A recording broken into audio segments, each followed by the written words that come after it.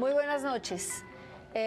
Muchas veces la realidad se nos impone sobre lo planeado. Tenemos planeado para hoy un programa sobre la izquierda y las posibilidades de la izquierda, pero creemos que no podemos pasar por alto la decisión definitiva del procurador de la institución del alcalde Gustavo Petro.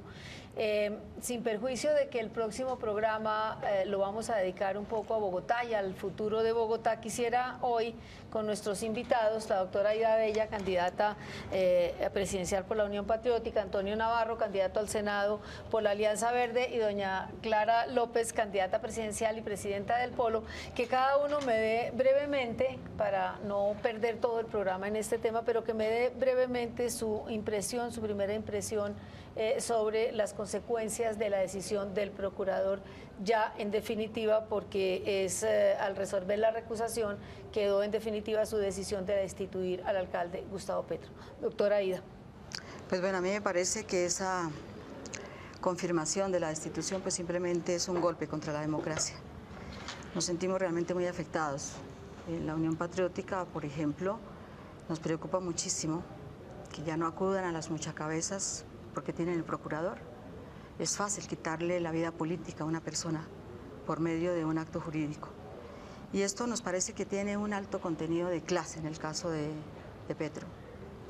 El procurador defiende la clase dirigente de este país y ahí están todos los testimonios que ha dado la gente de las reuniones que hicieron precisamente para confabular y hacer una decisión contra el alcalde. Y están también todas las cosas que se han hecho por quitarles la basura a la clase dirigente de este país. Es que en el fondo está eso, les han quitado los talegos de basura a los de siempre. Y los de siempre es que los Nule son Nule Velilla, los Ríos son Ríos Velilla, es una familia ejemplar.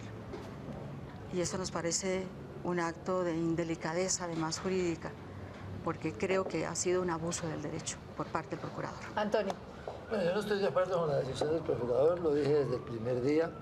La defensa enérgica que ha hecho Gustavo Petro ha puesto de manifiesto algo que estaba ahí desde hace mucho tiempo y eran unas facultades exageradas, exorbitantes del procurador.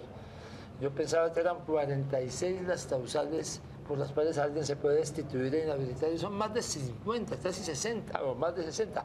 Eso hay que reformarlo, hay que definitivamente reformarlo. Y no había pasado antes porque en los casos de sanciones anteriores nadie se había defendido con la energía y con la elocuencia y la decisión de defenderse que tuvo Gustavo Petro, y además con apoyo ciudadano, absolutamente pacífico. Yo creo que lo que queda claro, cualquiera que sea el resultado, es que todavía no está consolidado, sí. Falta la Comisión Interamericana de Derechos Humanos, las tutelas, pero lo que queda claro es que las facultades del procurador hay que reformarlas, hay que acotarlas, hay que definirlas solamente para casos muy graves. Hay quienes están planteando que la Procuraduría debe desaparecer, yo creo que no tanto, pero sí que pueda aplicar sanciones severas solamente en casos muy limitados y muy graves y no con la amplitud que tiene hoy el Código Disciplinario. Doctora Clara. Bueno, yo tengo que ponerme de acuerdo con Antonio Navarro. Nosotros sí habíamos hecho la crítica de las funciones exorbitantes del señor procurador desde hace mucho tiempo. Incluso habíamos planteado como una de las posibilidades dentro del Estatuto de Oposición y la reforma que se tiene que hacer del Estado colombiano, la participación de los sectores alternativos distintos a los del establecimiento en todos los órganos de control. Eso implicaría, por ejemplo, salas disciplinarias, un tribunal disciplinario que reemplazara la función omnímoda, demasiado concentrada en cabeza de un solo hombre, como es el caso del señor procurador. Y sin posibilidades de segunda instancia. Y sin segunda instancia, que es algo muy, muy delicado, lo propio en la Contraloría General de la República. Son dos casos en los cuales uno ve similitudes y que tienen que analizarse a fondo. Me parece también importante rescatar la posibilidad de que el alcalde Petro haya llamado a la ciudadanía y haya discutido abiertamente las incidencias y su perspectiva sobre el fallo de manera pacífica, como lo ha dicho Antonio Navarro.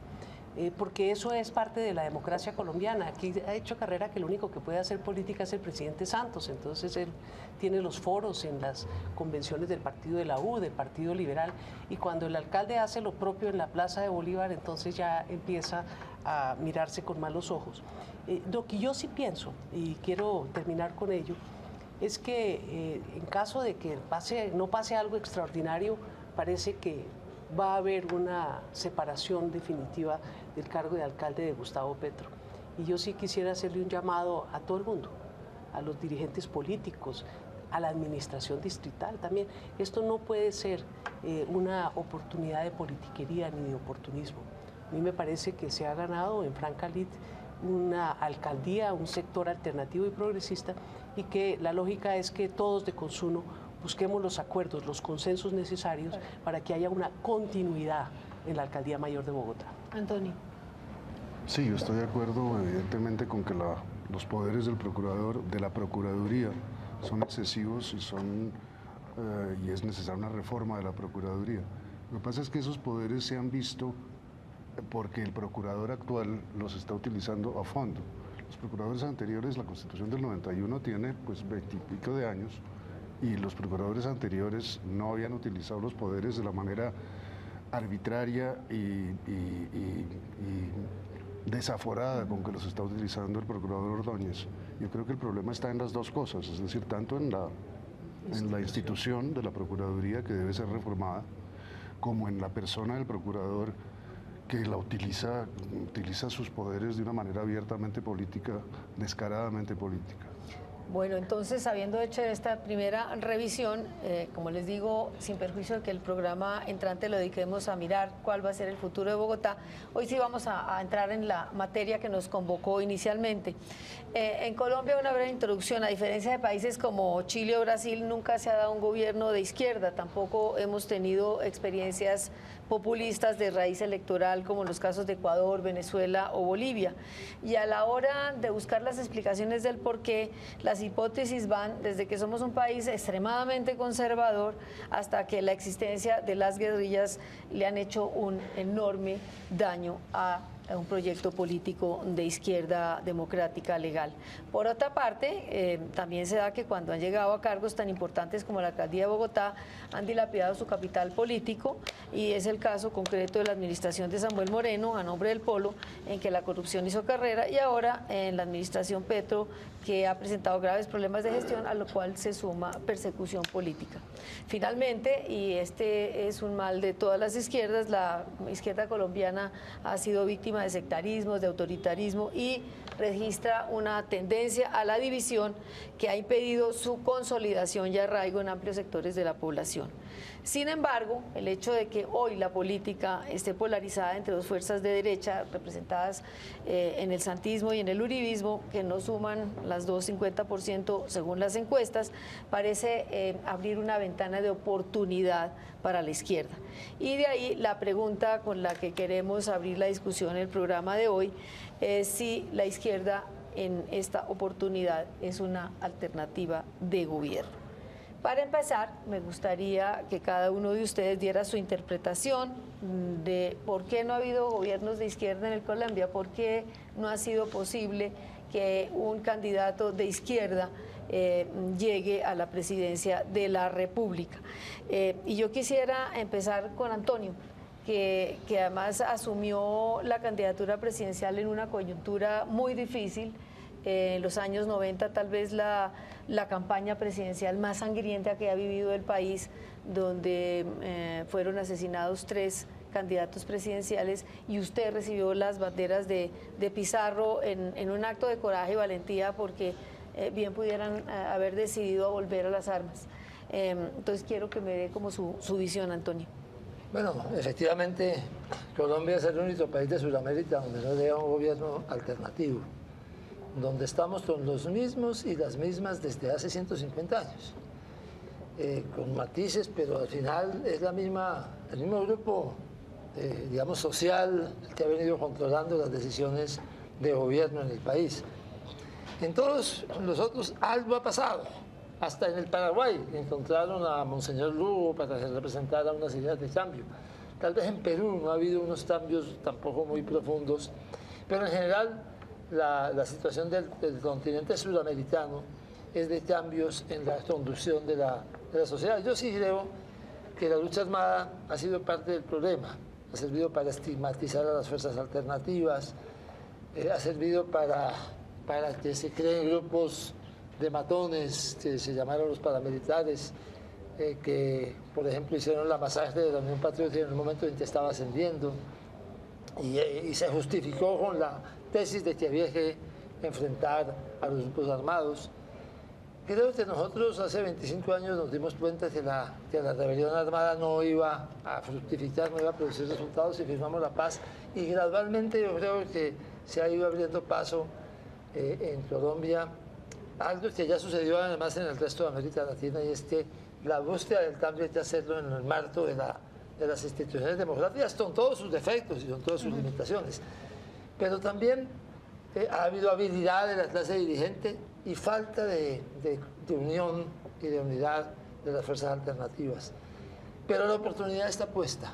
Yo creo que no solamente por la división entre Uribe y Santos, que permitiría meterse por la mitad, sino por la maduración de la sociedad, por el agotamiento del modelo de desarrollo. El modelo de desarrollo está haciendo agua por todos lados, no solamente como lo demostraron los paros agrarios, la desindustrialización, esos TLCs firmados, yo no sé, un criterio, todo eso hace que haya un modelo de desarrollo que esté agotado y que necesita que haya un relevo y que haya un cambio. Además hay una crisis de representación de los partidos tradicionales, es decir, ya Sí. no representan nada realmente importante. Yo creo que las condiciones están dadas por la situación nacional. Falta que nosotros hagamos lo propio, lo digo con todo respeto. No hemos hecho lo propio hasta ahora, y entonces pues tampoco nos van a regalar nada.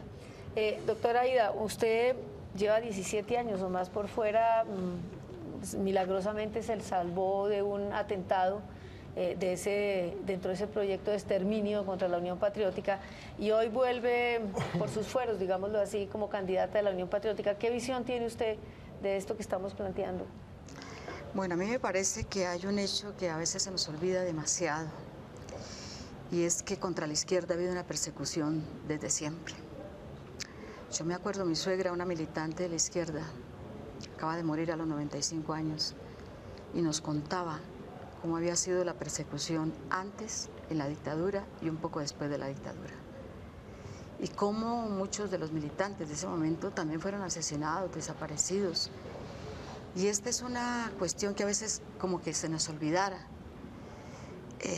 A veces cuando la gente me dice, ¡ay, se acabaron los sindicatos! Sí, una parte a plomo y otra parte por la vía de la extinción de los sindicatos. Pero lo que hicieron contra la izquierda en Colombia ha sido realmente impresionante.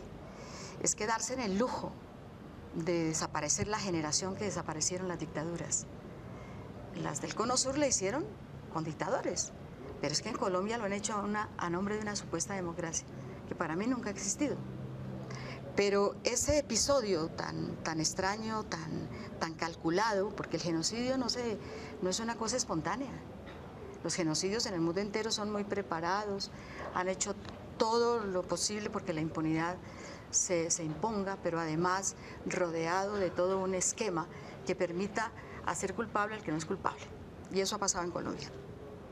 A mí me parece que una de las cosas que realmente nos ha quitado la posibilidad de llegar al poder es eso.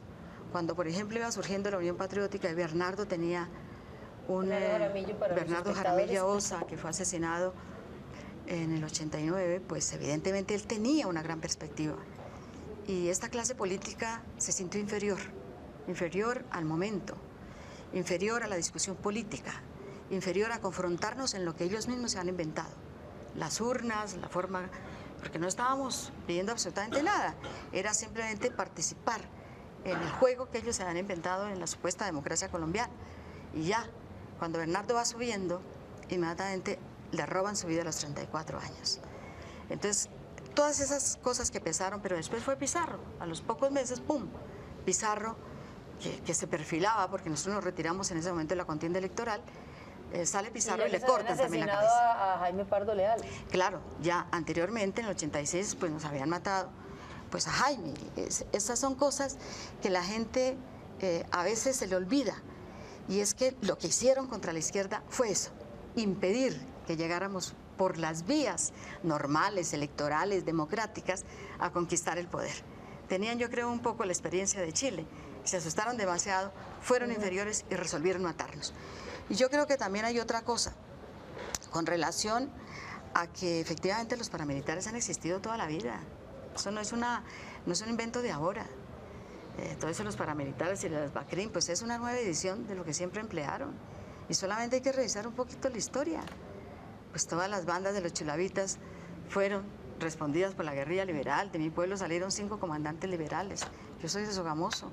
El último murió hace pocos años, que fue Eduardo Franco Izaza. Y este hombre relataba en el libro Las guerrillas liberales cómo la Dirección Nacional Liberal los armó, después los traicionó y los mató. Y esto ha venido presentándose tiempos de tiempos, pero bueno, nos parece que efectivamente hay gente que decidió rebelarse contra todo esto y tomó las armas. Antonio estuvo rebelado, cantidad de gente que ha decidido, bueno, vamos a enfrentar esto con otras cosas, porque yo he escuchado muchas historias tenaces, por ejemplo, cómo quisieron sacar a los campesinos que habían hecho los atos en Arauca y los querían sacar los terratenientes con el F2 rural de esa época, y ahí la gente, pues, ¿qué dijo? O nos dejamos otra vez el desplazamiento porque ya habían sido desplazados, o nos armamos y resolvieron armarse. Es algo en la historia que vamos a tener que ver, además, de otra manera. Y de superar, doctora Clara. Fíjense que ese dicho que quien no conoce la historia tiende a repetirla, cae como anillo al dedo al problema de la historia colombiana. Sin lugar a dudas, aquí ha habido muchas guerras, muchos conflictos armados, muchos enfrentamientos, y el silencio y la invisibilización de sus causas y su desarrollo ha sido parte de una paz entre la clase dirigente que nos han vendido como democracia. Yo quiero recordarles a ustedes que la violencia liberal conservadora de los años 50, pues surgió cuando asesinaron a Jorge Eliezer Gaitán, que era una opción de cambio dentro del Partido Liberal de entonces y una persona que tenía un enorme arraigo popular. Yo pienso que nosotros hemos caído en el simplismo. No, que es la lucha armada la que ha generado las imposibilidades de cambio en la última etapa. Pero la lucha armada no ha sido patrimonio exclusivo de la FARC, ni del ELN, ni del M-19. Aquí los primeros que practicaron la lucha armada fueron precisamente los dirigentes. Ya lo dijo Aida, de la chulavita conservadora contra el pueblo liberal, y eso se ha reiterado. Y quiero traer solo un dato histórico. Los grupos paramilitares se armaron antes de la fundación de la FARC, además por ley de la República, en el famoso proyecto de ley que se hizo con la misión Yarborough en 1962 en el gobierno de Guillermo León Valencia. Se aprobó una ley de seguridad nacional y esa norma solo vino a ser declarada inconstitucional en los años 90. Entonces, aquí ha habido mucho fariseísmo. Aquí todos los sectores han utilizado la violencia como un instrumento para hacer política. Y lo interesante de la situación actual es que ya es algo que han rechazado todos los sectores, o por lo menos la gran mayoría. Nunca puede uno decir que todos, las generalizaciones, sí. Son malas las generalizaciones, y yo creo que la derecha en este país no ha renunciado, la derecha extrema, la derecha no institucional de este país no habrá renunciado a la violencia. Pero todos los sectores de la izquierda sí, incluso la guerrilla está sentada en La Habana, ha dicho por escrito en documentos que han sido publicados que está dispuesta a dejar la lucha armada y entrar a la vida política, obvio, previo a todo este procedimiento.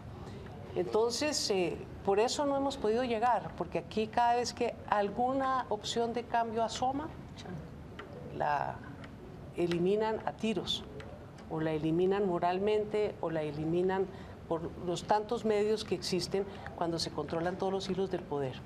Pero yo coincido que la situación hoy es una coyuntura histórica única, única, porque por primera vez creo que estamos coincidiendo los distintos sectores de la izquierda, incluso sectores provenientes de sectores tradicionales como el Partido Liberal, en que se necesita un cambio.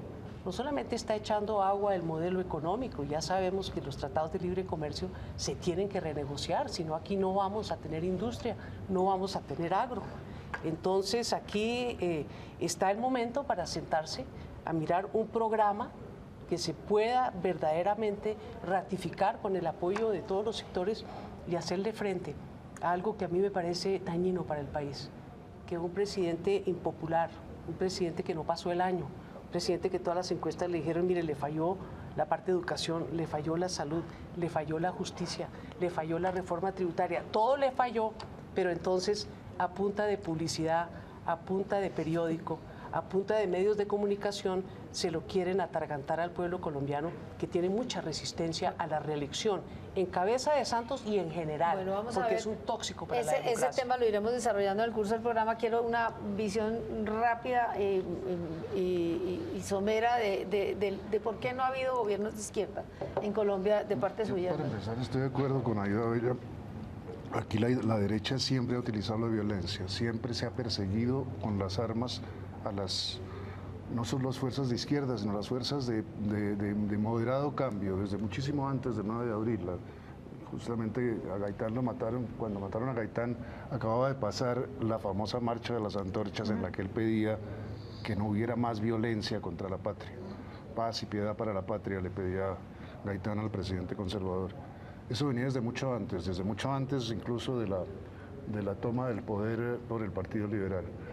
Estoy de acuerdo en eso, pero también es evidente que la izquierda, las fuerzas del cambio en Colombia nunca han sido capaces de unificarse y de constituir pues eso, justamente una posibilidad verdadera de cambio y de llegar al poder. Creo que en buena parte porque en Colombia Colombia es un país presidencialista no solo en su estructura política, sino en su estructura intelectual y espiritual. Aquí consideramos que solo un presidente puede llevar las cosas solo un caudillo puede producir efectos políticos en el país. Y creo que eso, pues en el fondo eso va contra la esencia de lo que es la izquierda. La izquierda es en mi opinión, una empresa colectiva y no la empresa individual de un caudillo. Bueno, hacemos una breve pausa y volvemos en unos momentos.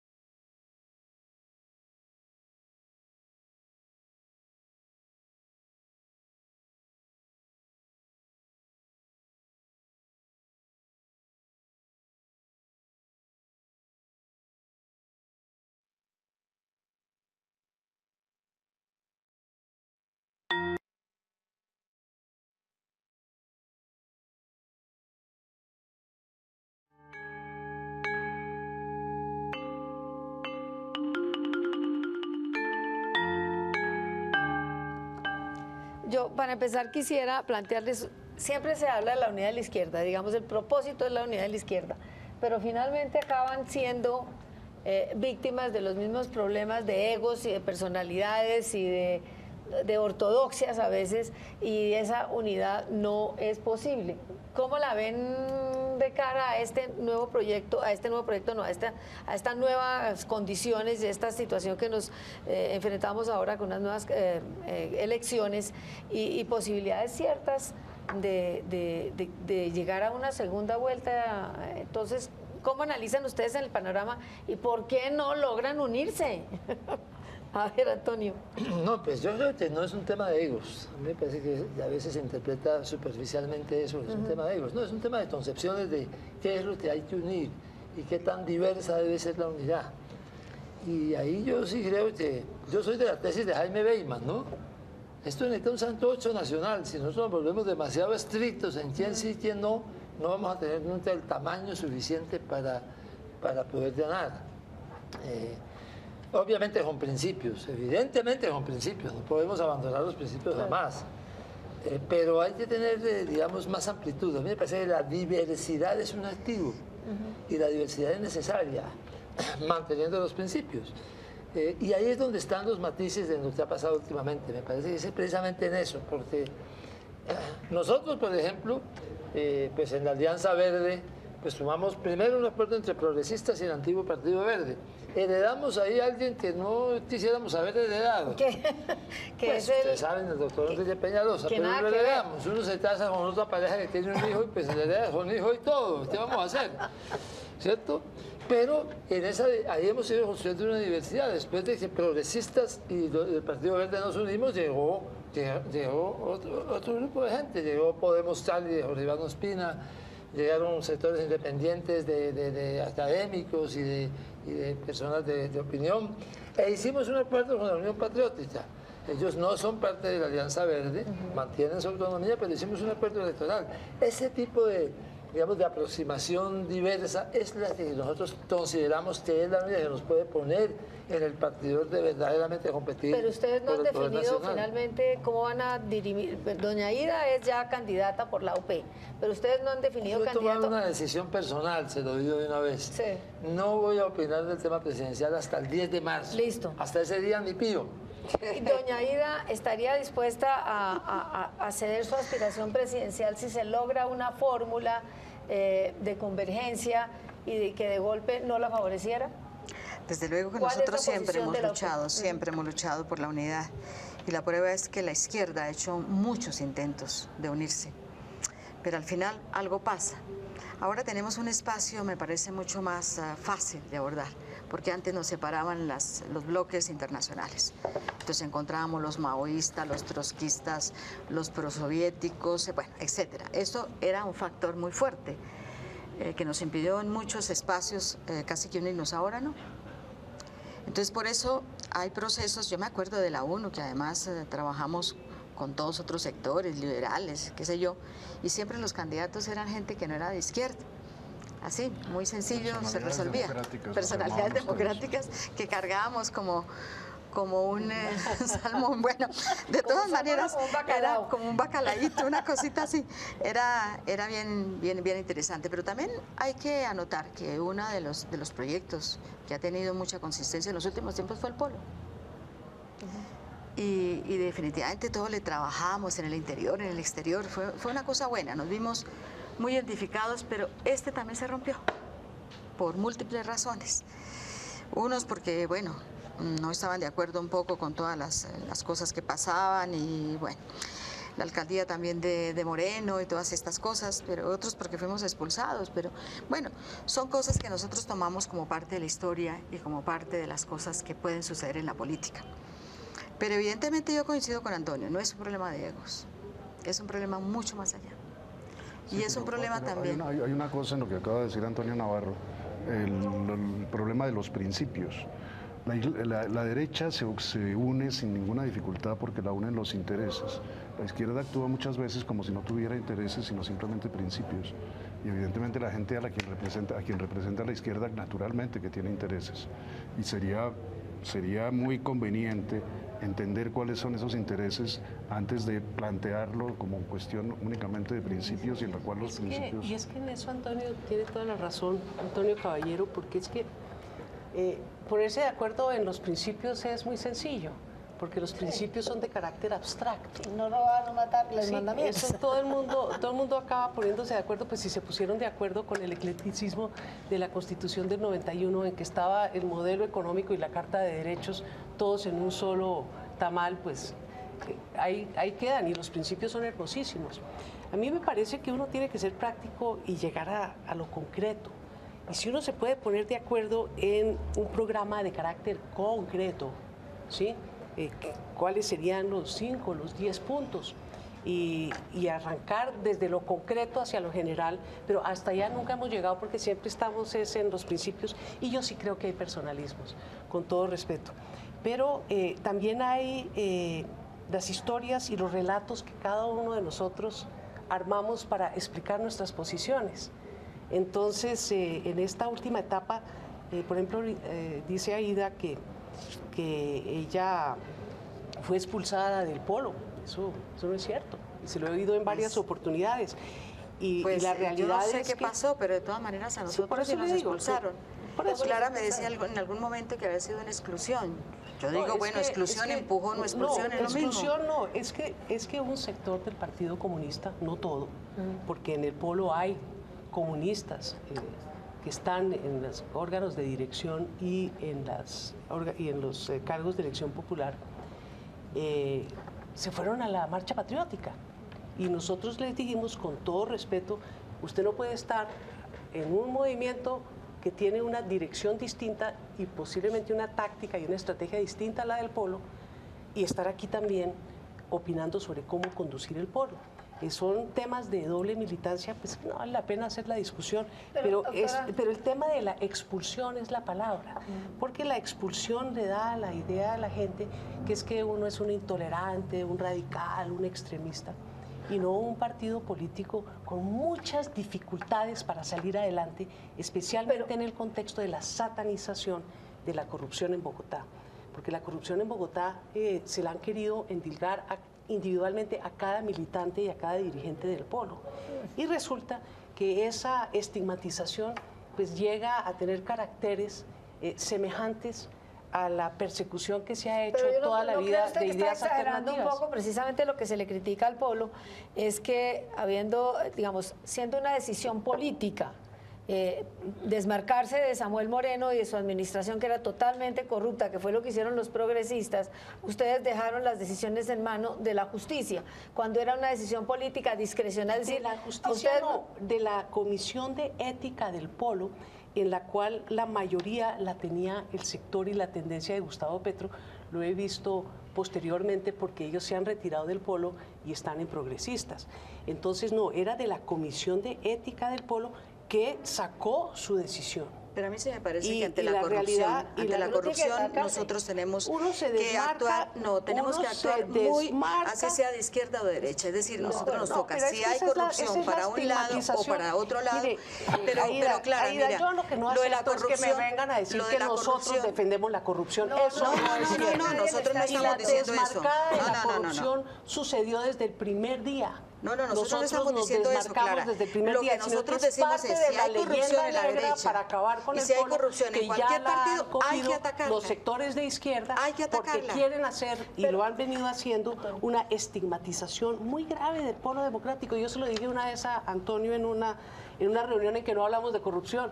Le dije, yo después de esta reunión en la que no han querido aceptar ninguno de los planteamientos del polo para buscar convergencia, dije, aquí me parece que no se está buscando una convergencia ni de izquierda, ni siquiera sin el polo, sino contra el polo. Nosotros hemos sido muy ninguna manera. estigmatizados A ver, Antonio. por nuestros compañeros de la izquierda. De ninguna manera, yo entiendo que el pueblo estaba como gato patas arriba. Claro, está Y con muy toda la mal. razón, pues lo de Samuel Moreno fue gravísimo. Nosotros desmarcamos de Samuel Moreno. Yo personalmente me vine desde Nariño, desde Pasto, donde era candidato a la gobernación, a decir que yo no apoyaba la candidatura de Samuel Claro, Moreno. y nosotros le pedimos la renuncia. Porque antecedentes tiene la Antes- familia. Antes, Y ya habíamos antes ya de- conocíamos lo que había antes sucedido de que con usted llegara Bucaramanga. de Nariño, Navarro, nosotros ya le habíamos pedido la renuncia Óigame, públicamente a pero esto Samuel fue cuando Moreno. era Lo que pasa es que eso precandidato. nunca se lo Cuando aceptan a era uno, precandidato vine aquí a marcar la diferencia, ya sabíamos lo que había pasado con el hermano de él en Bucaramanga. Pero bueno, eso era gravísimo. pero ustedes de alguna manera, Clara, se pusieron en una situación de sentirse agredidos, sí, de manera que no era correcta. Desde que se formó el Polo Democrático, eso incluía el sector de ANAPO que encabezaban los hermanos Moreno Rojas. Eso se sabía de antemano. En el Senado donde no administraban presupuesto público. Y otra era como del candidato Partido a la Comunista alcaldía de la ciudad más lo importante de apoyó Colombia. irrestrictamente, estaba en el Pero a mí sí comité me parece ejecutivo, que de votó todas todas maneras las posiciones del la Polo, corrupción y ahora no es con que ellos. se ha ¿no? posicionado como una de las costumbres colombianas realmente no es el problema del Polo, como dice Clara. No, es un problema nacional. Es que lo han vuelto Es un del Polo problema para no tener que asumir el claro, nacional. claro, no. Pero en eso sí tenemos que ser muy fuertes en la izquierda. Es decir, el poder de la corrupción ha llegado a tales extremos que hasta el último municipio. Yo estuve en un acto la semana pasada en la cual Claudia me corregía un poco los niveles de corrupción. Claudia López. Yo decía, bueno, para todos es sabido que en todo el país se pide el 10% de los contratos. Y entonces me dijo, no, al contrario, los niveles son distintos. Es que ahora se quedan con el 90 y nos dejan el 10. Y yo creo que sí, porque mire, Clara, ¿qué justifica? Que un Usted parlamentario... que fue concejal de Bogotá sabe que el rumor del 10% está No era el rumor. en los Vi cómo se enriquecían en el Consejo. Pero las denuncias, ¿dónde están? Y Concejales nadie que le está entraban con diciendo dos que es vestidos, corrupta. uno que se ponían y otro que aquí mandaban a la todo el lavandería y mundo salían tiene una súper ricos. doble moral. Es que yo creo que No, eso una se le dice doble que es moral. corrupto, sino que es Clara. corrupto Samuel Moreno. Mira, Bueno, es es claro, claro, tenemos es que actuar claro, contra hay la que hacer corrupción, la claridad. esté donde esté. Vea, estábamos Esté donde esté, dispuestos- tenemos que actuar. Estábamos dispuestos a hacer una coalición con la gente sana del pueblo, Qué bueno. que es la enorme mayoría. Pues todo el Y mundo, sí. propusimos que apoyáramos la posibilidad de una ley que permitiera las coaliciones para Senado y Cámara. Ahora para estas elecciones. Claro, o sea, ¿Y queríamos nosotros hacerlo qué con el impidió pueblo. que eso se ¿Y qué diera? pasó? Yo le voy ¿Y a qué decir, pasó? yo voy a decir, yo le voy a pueblo contar dijo qué que no. pasó. A ver, No, cuente qué yo le pasó. voy a contar qué pasó. Nosotros 6 meses antes de que hicieran esa propuesta, me enteré en la reunión. Yo hice una propuesta en una reunión de izquierdas con Antonio Navarro y todos los demás. Le quiero decir que aquí está la personería jurídica del Polo a disposición para que busquemos acuerdos sin ningún ventajismo por parte del Polo.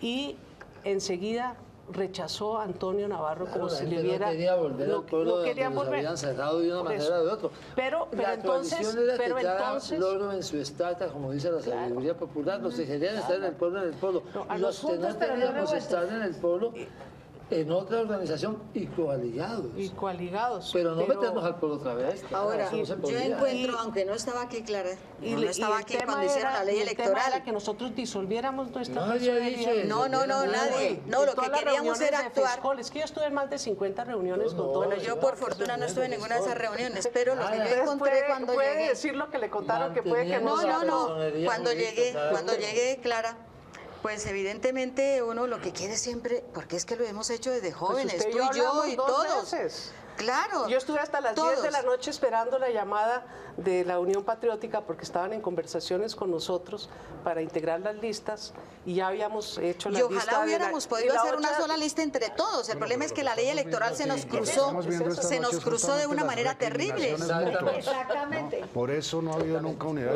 Esa ley electoral que nos sitúa en distintos planos Nosotros es nos quedamos sin terrible. lista en Nariño porque estuvimos esperándolos a ellos y finalmente ni siquiera llamaron a decir que habían hecho el acuerdo con los verdes. Estaban era usando los verdes para ver si nos sacaban más ventaja. Bueno, vamos No, a... eso sí, Clara. No. A ver. De eso sí no se trata. Jamás. Entonces, ¿por qué nunca nos Jamás contestaron? hemos hecho una cosa de esas, de ventajismo, y además usted sabe.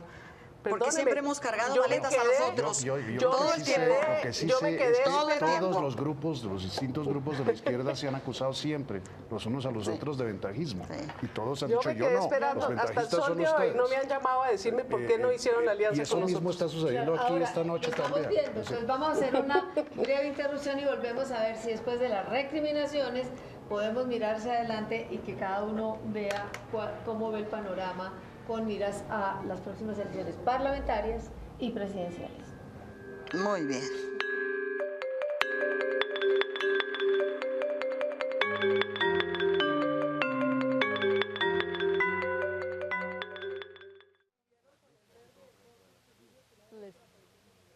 Listo.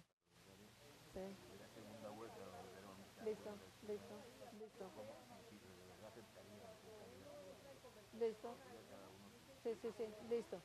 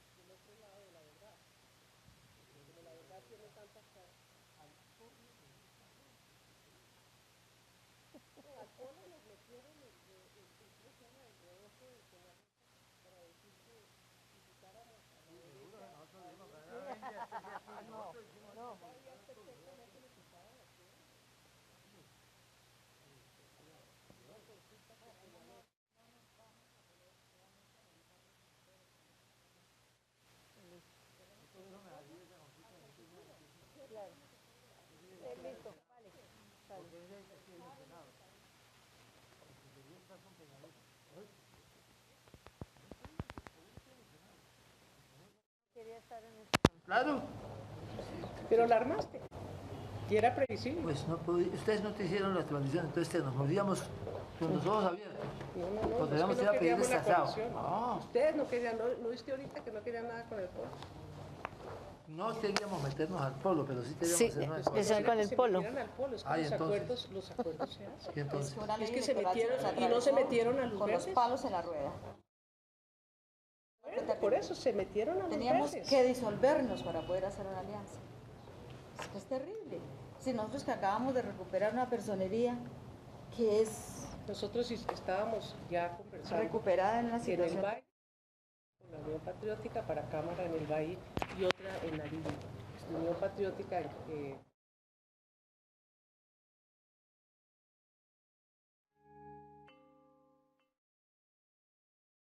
Que se pierda. No.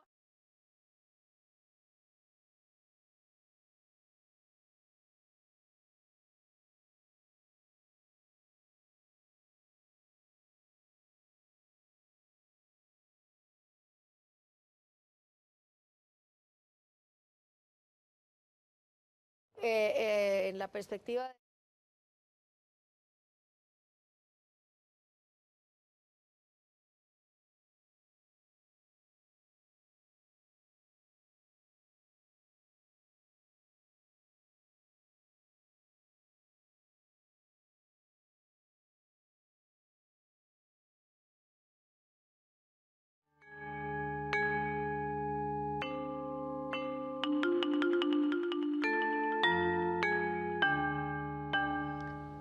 bueno, hagamos una breve, demos un breve panorama de cómo está la izquierda para las próximas elecciones en materia de Congreso. ¿La UP cómo va? ¿Con cuántas listas va? Bueno, nosotros, precisamente por las dificultades que nos causó la ley electoral, hicimos una consulta al Consejo de Estado. Si podíamos hacer una coalición conservando nuestras, sobre todo la Unión Patriótica, que acaba de ganar su personería jurídica. Entonces, si hubiésemos podido hacer una lista, por ejemplo, Polo, los progresistas, la Unión Patriótica, todos juntos, pero conservando, lo que hemos hecho un poco así con el Polo. Pero esto no lo impidió la ley electoral. El Consejo de Estado nos contestó que no se podía, cada uno, y si van a nombre, sí, cada uno pierde su identidad política. Entonces, ¿qué fue lo que hicimos? Pues una cosa que puede ser salomónica, si se quiere llamar así. Es decir, para el Congreso, para el Senado, hicimos una alianza con los verdes, con los progresistas, entonces ahí hay gente de todos los estilos, de todos los sabores. Y entonces, en la pues, lista de... claro, en la lista de la Alianza Verde, Ahí va gente de la UP. ahí va gente de la Listo. Unión Si Patriótica. ustedes no van solos. No, va gente de los campesinos, va gente de intelectuales, El va gente sancocho nacional del de que sancocho. Un poco, no está todo el sancocho, a lo mejor falta Bueno, el parte. plátano, la yuca, no sé, algo falta. Pero para las cámaras sí conservamos la identidad de la Unión Patriótica.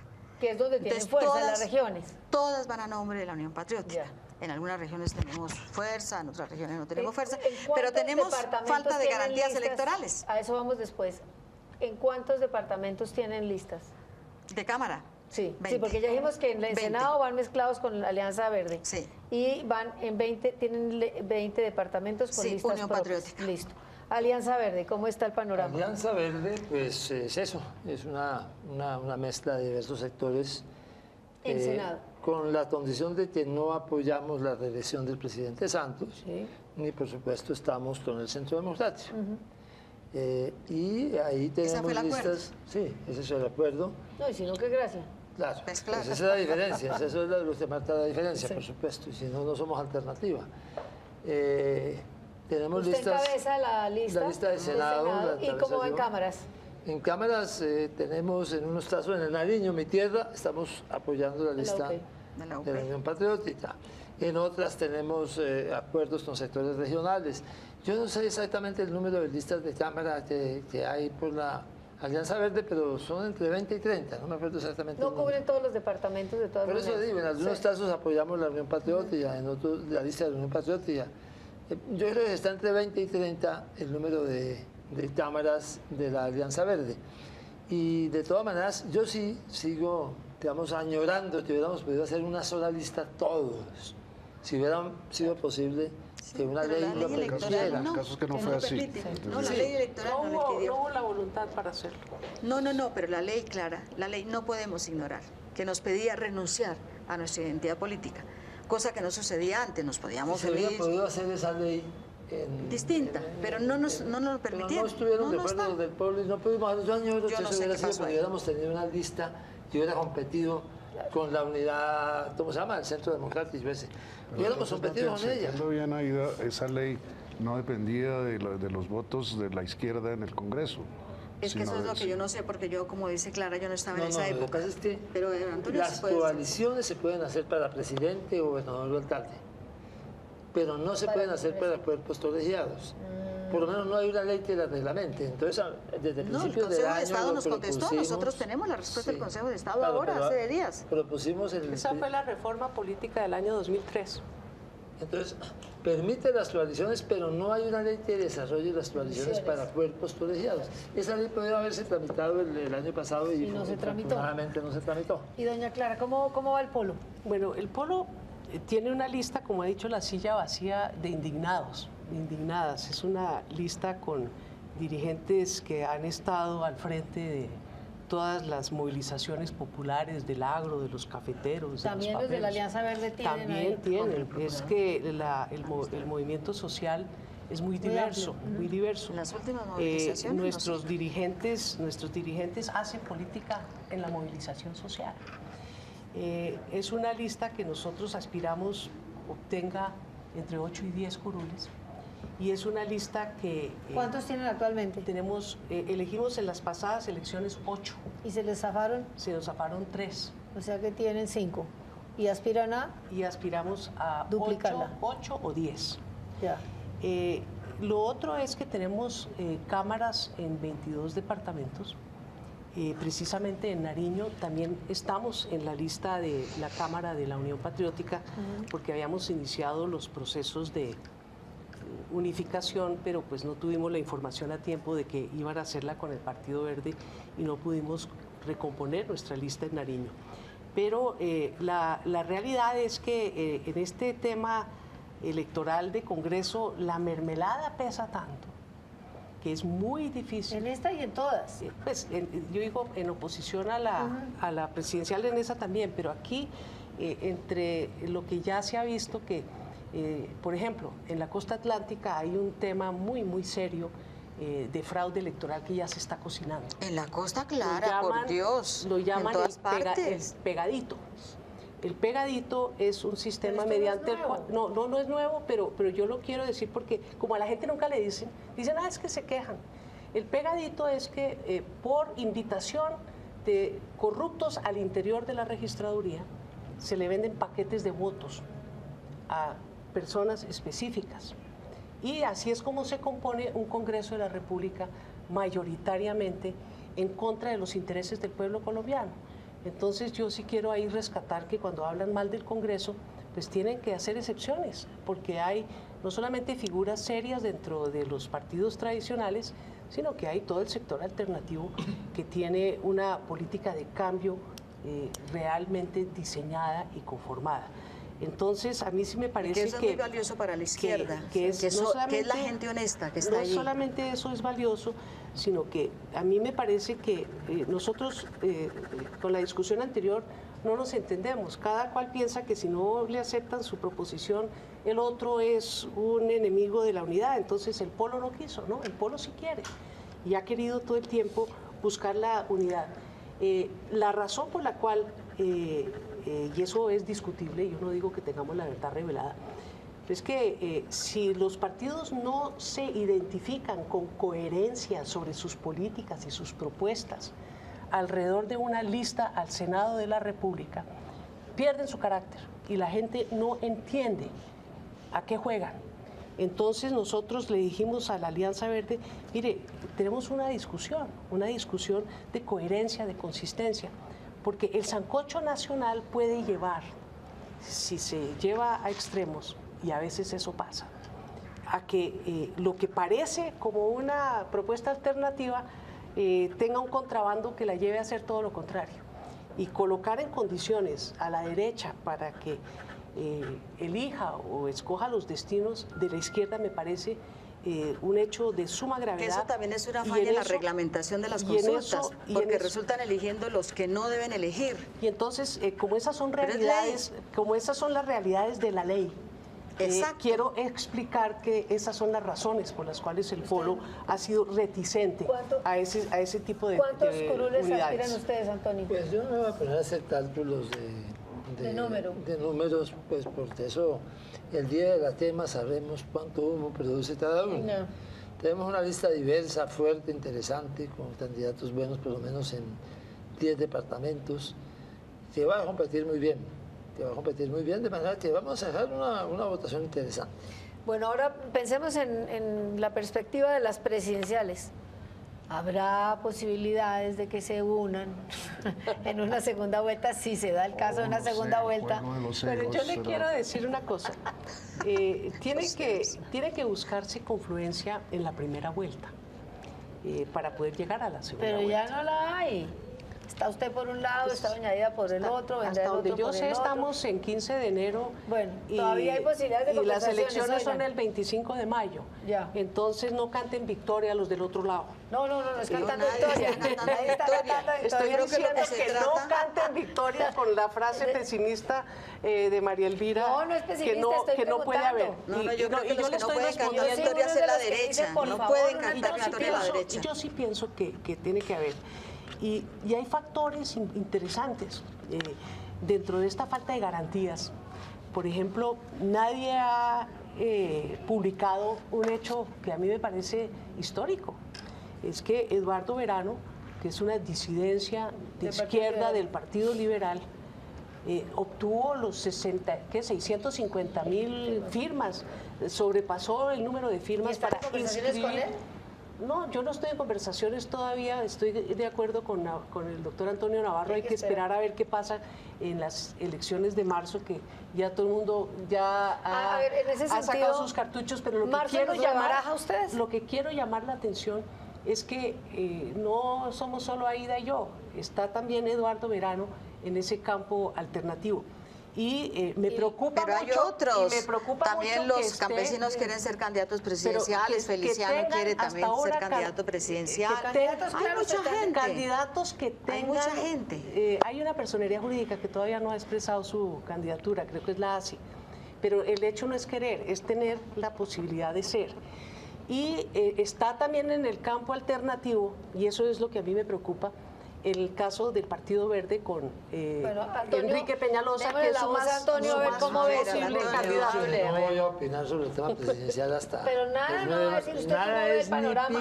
Entonces, aquí vino que invitado de pues, 10 es que María Elvira, es que decir... No, pero de todas maneras... Ya hice mi usted está diciendo que contribución personal a resolver el tema presidencial, que no voy para retirarme de la carrera. Sí. Yo vi que eso no tenía buena cara, eso estaba confuso, que no habíamos es que logrado Enrique un escenario. Peñalosa se convirtió en un verdadero torpedo de la tercera. Clara, pero yo vi que no había un buen ambiente para eso. Claro, ¿cómo y va a haber? contribuyo retirándome de ese escenario. ¿Qué? ¿Cómo se dice? No, No voy a la unión, yo me retiro. Es que se llama eso. Así que Tira uno la piedra que esconde la mano. entonces la tarea Mire, yo pienso que de todas maneras... mía es hacer lo más que pueda por un muy buen resultado en el Congreso. El deber de la izquierda a mí también me identifica ese proceso, es decir, si nosotros logramos tener una buena cantidad de parlamentarios y de senadores comprometidos con un proceso de cambio en el país, Claro, pues se gana. Y además se está gana por medio del muchísimo. proceso de paz, y decía Antonio en muchas declaraciones que este va a ser en realidad casi que un congreso constituyente. porque Claro. va a tener que ver con la reglamentación de todos los acuerdos. ¿Quiere que le cuente una No, yo cosa, recuerdo María que Elvira? hace Que unos eso años. no va a ser un Congreso Constituyente. bueno. Yo creo que nosotros vamos hacia una constituyente. Bueno. No me queda la menor duda que el país la necesita. El Congreso. Bueno, entonces vamos a hacer el Congreso. una última interrupción una séptima papeleta. y vamos al Una séptima. rebate del programa previa una sentencia suya sobre todo lo que está pasando. Bueno, es que yo veo que se está repitiendo una vez más, como dijimos desde el principio, estas predivisiones de la izquierda. Yo me acuerdo cuando hace unos años Carlos Gaviria era entonces presidente del Polo Democrático y dijo que nunca serían cooptados. Y yo veo una serie de personajes del Polo que lo eran en ese momento, como Lucho Garzón, como Angelino Garzón, que han sido cooptados. Completamente. ¿Eso puede volver a pasar? No necesariamente con Peñalosa. Yo pienso que yo respeto mucho a Enrique Peñalosa y sé que es un hombre que tiene muy buenas ideas y tiene un gran talante. Pero es muy difícil decir hoy en Colombia que Enrique Peñalosa hace parte del campo de la izquierda colombiana. Eso Pero de nunca verdad. lo ha sido. Por eso, pero es el candidato más probable del Partido Verde. Entonces, eso se ha convertido No, en pero un eso- verdadero No impedimento. ensillamos las bestias antes de traerlas, hacemos una interrupción y vamos ya al final de... no, me están diciendo que se nos acabó el programa. se nos acabó el y tiempo. yo que quería decirles y pedirles que me dijeran cada uno por qué creen que los colombianos tienen que votar por ustedes. Porque esto no se repita. Listo. Porque este tipo de discusiones. No, yo tengo no se una repiten. mejor razón, porque tenemos que cambiar a Colombia. Listo. Buenas noches, Porque muchas tenemos gracias. que hacer este otro país. Hacer este otro país. No más de lo mismo, ni siquiera de esto. Listo. Entonces, buenas noches, muchas gracias. Los esperamos para el próximo programa, el martes a las 9 de la noche.